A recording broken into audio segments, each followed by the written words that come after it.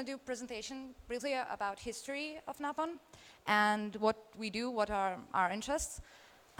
Basically, NAPON is a non-profit organization based in Novi Sad. We have a small office, and we have currently 2 people, like full-time, doing the job. But basically, this is a non-profit organization. We do this not for fun, but we do this when we are interested in something. So it's not a full-time job, and it's not paid like full-time job, obviously. And we are oriented towards contemporary artist practice. So we do lots of research, analyzing, reinterpreting different kinds of phenomena of digital and post-digital technologies.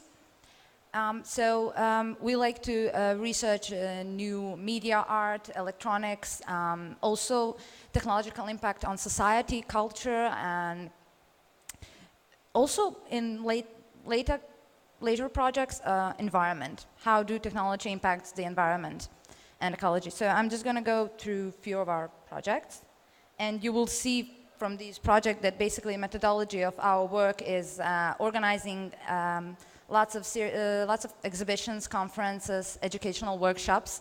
So we are not a group of artists that actually produce the works. We are mostly organizing things. So this project is called Wealth of Nation, and it was done in 2009. It was part of the Cinema City Festival. It was done in Novi Sad and Bristol. It consisted from an exhibition and conference. And it was actually about it comes from the syntax Wealth of Nation, created by Adam Smith, and it's about global economical crisis. So we gathered lots of artists who did the artist research on how does this global economical crash impact the culture and artists' research and their production. Not only the artists, but also the society, technology, and various stuff. So we did lots of research on bank financing, symbolic trade, and stuff. So this is actually an exhibition in Bristol. And this work was actually quite interesting for me because this work is work by artist Chang. And she did she has years of history of doing stuff with garlic. And what she did here was examining, researching actually the trade market of garlic and how does the economy of garlic actually is functioning in this global crisis. And believe it or not, it was like growing a lot. So if you want to grow garlic, you will be, rich, really rich. So actually we did also a conference here, and what we actually did here was we tried to discuss with people, because always when we do a conference or stuff, we discuss with people about the relationship between religion and economy, for example. We also discussed about whether or not, to what extent money is equivalent of labor or goods, or is it self-referential. Also, to what extent money is nature or culture. So we brought lots of lecturers in this field who are experts to lecture on this, and we did an open panel discussion with public. And which brings us to our next project, which is actually something totally different, but we're actually quite a lot of interest in digital games, and this project, Territories and Resources, is in a way about digital games and virtual worlds. It actually was done in 2008. And at that time, digital culture and the concept of Web 2.0 nearly emerged. So it was quite interesting for us to do this in Serbia, since we don't have like this big population of gamers. And I mean, we do, but it's not like on an international level. So this project was actually a research on network territories, digital network territories, online multiplayer games, virtual worlds and stuff. So we gathered lots of artist groups who were actually, in a way, indirectly or indirectly, exploring this very concept of digital territories and what are the cultural and artist production in digital games. And how can you use digital games, actually. And in the conference, we also discussed about what are the resources of games, and what are the resources of these new digital territories, and what are the meaning of the information at a time at this new social platforms, because you now have these new territories of social interaction, and how can you use this for cultural and artist production. Which brings us to our next project, Play Cultures, World of Digital Games, which was done from 2007 to 2009, and actually encompassed some of the context of our earlier project, Territories and Resources. It's basically about digital games and the social implication of digital games, and how does these games can be used in creative and engaging way. So we actually did an exhibition. It was also an international exhibition in Bratislava and Novi Sad. And it was an example of lots of different kinds of works that were ranging from political propaganda to some high aesthetics in games. Some of them were actually based on social issues. Some of them tried to describe the very concept of digital games, of the gameplay actually, and some of them actually mess with algorithms of games. So it was quite interesting to see these kind of various works on how games can be used in artist production. And we also did a conference here about the position of gamers in culture and society at the time. And actually what we did also discussed how games can be used in educational or emancipatory purposes, and how actually these games are being used in war culture games, which was quite interesting for us, because you have lots of games based on war. Our next project, Visible Data, is actually about social and cultural problems in the region. So we're not only doing stuff that are happening in global level or international, so we're doing lots of things in local level. This project actually was from 2010 to 2012. Sorry, 2010, 2012. And it was actually encompassing lots of workshops, exhibitions, and presentations. And it was dealing about transparency of the data in financing cultures. So Slovakia, as Serbia, have some problems with financing culture with the government. And we did lots of workshops where we gathered lots of cultural researchers, designers, students, and various kinds of experts to gather this data and try to visualize it. We did an exhibition there, which actually shows the inside of how the data can be used to visualize it, to be more closer to the public. You know, for me, example, I would really much like to see the budget scale for the non-profit sector in visualized kind of way, in this kind of posters, than just to get a paper of lots of numbers. But what we actually did here during this workshop was actually try to raise the awareness to students to think critically about the importance of the information and how can they use it to visualize it, and in the way that sometimes the information, while you visualizing it, it can be misused or misunderstood. So the next part of that project was actually that when we tried to compare the budget scale for Bratislava and the budget scale for Novi Sad. And of course, the budget scale for Bratislava was much higher and interesting. But we also did this new exhibition, Financialization of Cultural Policies. It was actually the very basic, same principle, but it was actually the visualization of the data only for the non-profit sector that is oriented towards the culture. And it was based on also Bratislava and Serbia level. And this exhibition was quite interesting. It was in complete dark, so you could get in with flashlights and you can just flash the very poster that you were interested in and try to see it more. In a concept, it was quite similar to what we did. And this one is actually quite interesting for me because it's in a really interesting way showing the budget scale with toilet paper.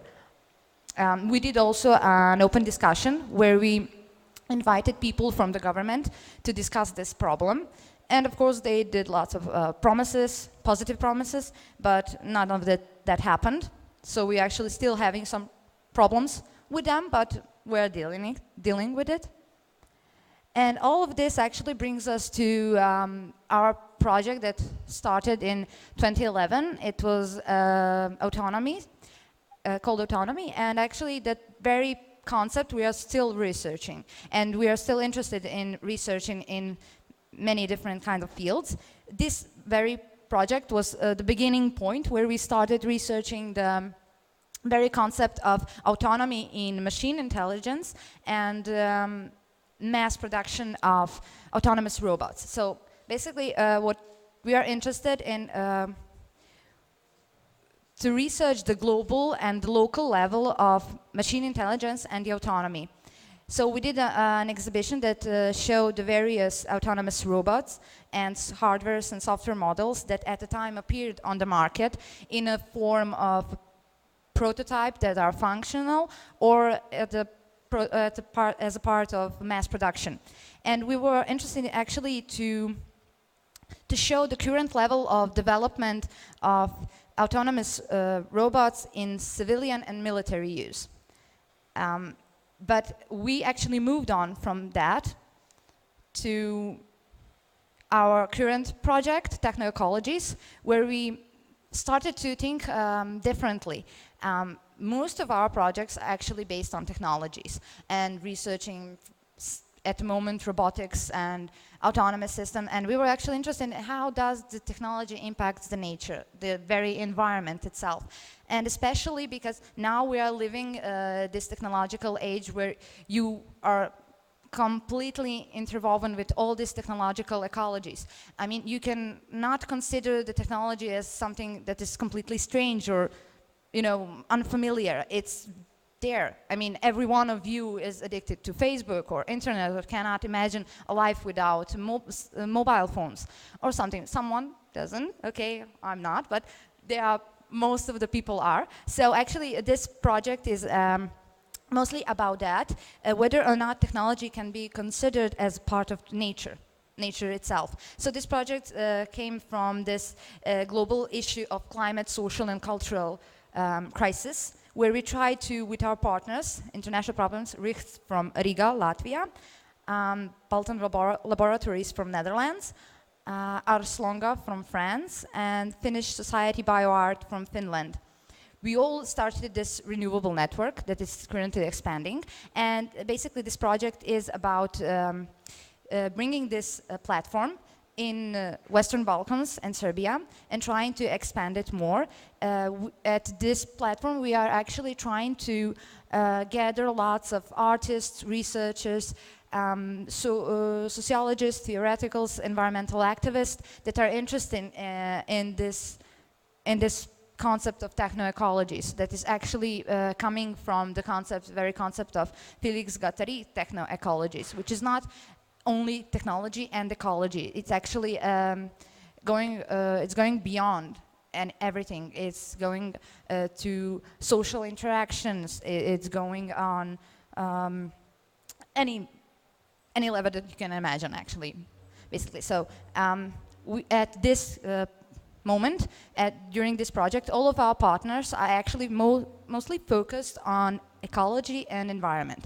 They're using technology to raise the awareness of the importance of our environment, of saving our environment. And actually what we are doing is trying to implement the very basic of autonomies, the project that I mentioned earlier, and we're just trying to expand it more at this field, because actually our partners are having quite interesting approach to this subject. They are trying to find new alternative ways of how to use, I don't know, food leftovers to create electricity, or to use plants to make sounds, or research how plants are actually intelligent and totally different kind of way of intelligence that we have. And it's quite interesting, but what we are interested here is the very concept of autonomy in this concept of environment and ecology, because when you say autonomy, for me actually I don't think only on autonomous machine intelligence. For example, I'm interested actually whatever any one of you when I say autonomy, what is the association for you for the autonomies? I mean, what do you think when I say autonomies, autonomous system? Anyone? You, please. Well, for me, actually, what we are actually now doing here, in the relationship between society and technology, the concept of autonomy is easily explained as independence from control.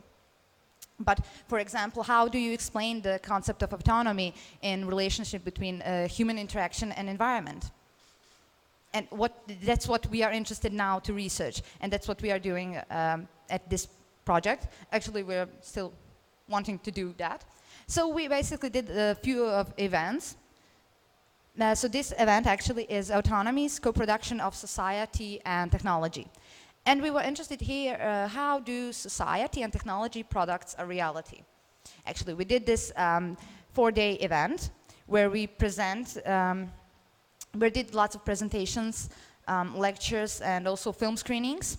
This was actually a presentation of Faculty of Science and Robotics. They presented their funny little robots that actually help children with autism. But what we did afterwards, the next day, we presented this film about technological unemployment shift. So it was very interesting discussion afterwards about how do technology actually impact the society, culture, and environment.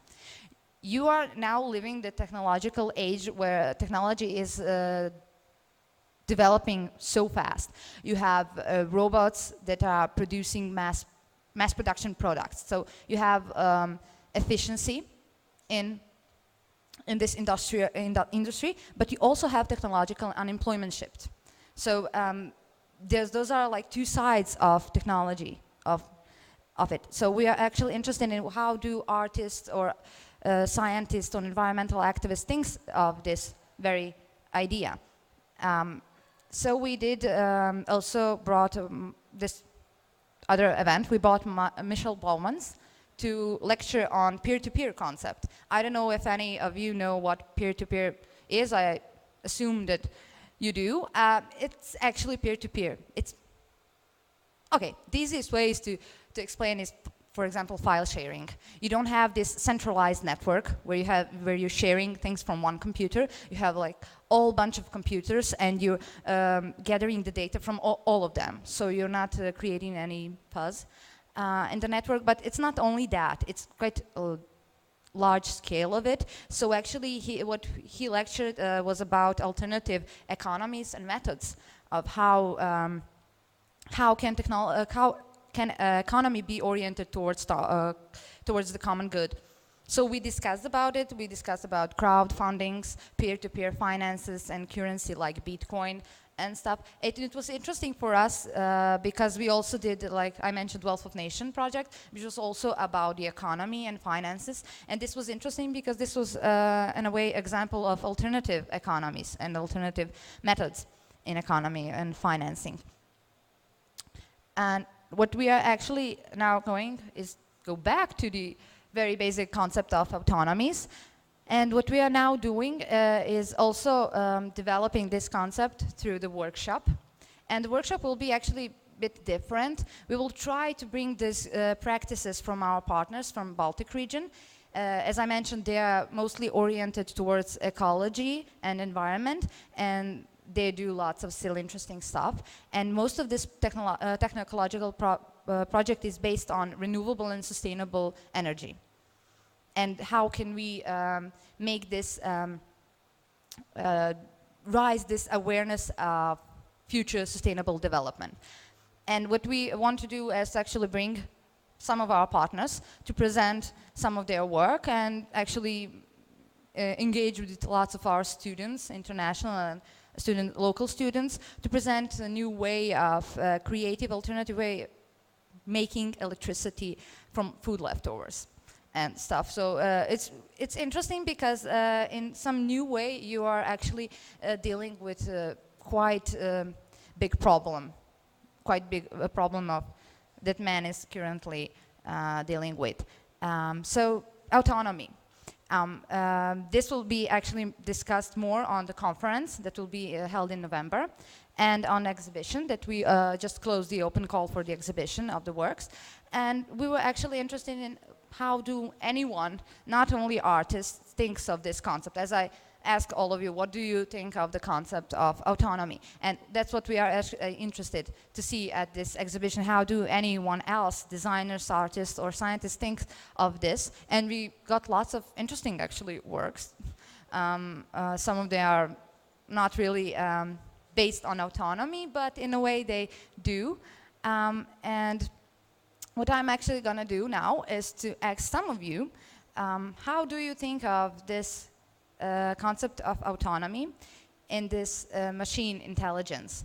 I mean, you have lots of this robots that are completely autonomous, and they can think for themselves. So actually, what I'm interested in now, this actually produced for some people enthusiasm, and for some people fear. You know, some people are afraid of that they are not going to be able to distinguish themselves from the robot. I mean, you know about the humanoid robots, right? I mean, yeah, they now look like us, talk like us. I mean, it's a kind of a base utopian thinking, you know, but it's in a way it's not so far if you consider the way how we are developing now. But actually that's quite interesting for me, because there are people who are enthusiastic about it, there are people who are afraid of it, and we don't want to actually imply on anything that, you know, this new technology development is good or not, but we just want to collect all of the ideas of this concept, actually, to research how do other people think of this. So how do you think of this problem? Do you consider it as a problem or not? Yes, I do, actually. Yeah. I have a question. Do you really think that a robot can have a conscience like people do? Do you really think that somebody can implant actually, what that is actually happening. You know, you have this scientists who are actually already transferring some of the crucial social, cognitive, and biological processes to robots, and they're actually able to do to think on their own, not in this kind of way to have the emotions, you know, but they can think. They can like say, oh no, I'm going now to help you, or not. You have like these robots who are actually made to help older people, but they can make their own decisions. You know. Do you really think it's so? Because it can be just somebody's opinion. That's Yeah. like based on I'm like doing a robot, and my opinion is like I think this is wrong and this is right. So I do a robot and I say, okay, you will think this is wrong and this is right. So do you really think that the robot can like think at his own? Like, well, actually, he have a I'm still conscience? researching on this subject, because I don't like to assume yes he can or no he cannot, because that's why I'm interested actually in this program. This was actually the concept of my colleague of mine. It wasn't mine too, but I'm actually interested in all of this cybernetics, posthumanism, and robotics. So I won't answer your question, because it's not yes or no. Okay. I'm still not quite. I have a question. Okay. Do you really think, what is the future of autonomy of robots and such stuff? Because do you really think that someday in future, I don't know when, but they will be exactly like humans, not humanoids, but like is singularity really going to happen? Well, Yeah. actually, you already have lots. I don't know if you know about Pasuljević, but he's already done lots of works on singularity, and I actually read some of them, and he was also doing some lectures at our conferences, some of them Yeah, to be but organized. And actually, this it's a really interesting question. If you ask me, I actually wouldn't like that to happen. Okay. You know, because I'm still in that. I still cannot think of myself as that organic part of me is not part of me, you know. But I also cannot not agree with people who actually think that the organic part is not important anymore, because in a way the way we are living now, I wouldn't say that something like that can happen in 10 or 20 years, but perhaps it will happen.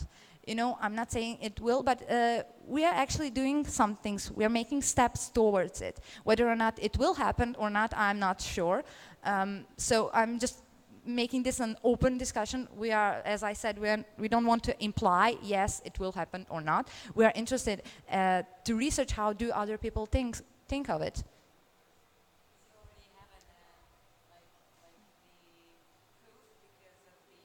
Cloning, it already happened, so Actually, we would like, yeah, the cloning, right, but Dolly actually existed. yeah, it exists actually. If you consider, actually, I'm more concerned about GMOs than actually on artificial intelligence, because our partners actually do this stuff because actually they are covered in GMOs. They don't have organic food. You know, all of these things that they are doing. I was in Finland. I was in a workshop with our partners, and actually they are obsessed with this organic, natural life. You know, and we don't have that. We don't need. We actually don't still, and I hope we won't have the need to do any stuff like they are doing, because we have all of the organic food that we can imagine, and I would like that to stay that way. But as I can say, the Monsanto actually doesn't want that to happen, and they are actually trying to develop this seed that cannot reproduce itself. So actually now we're going to totally different subject, but okay, I like this. And okay, thank you people. Thank you. Bye. Bye.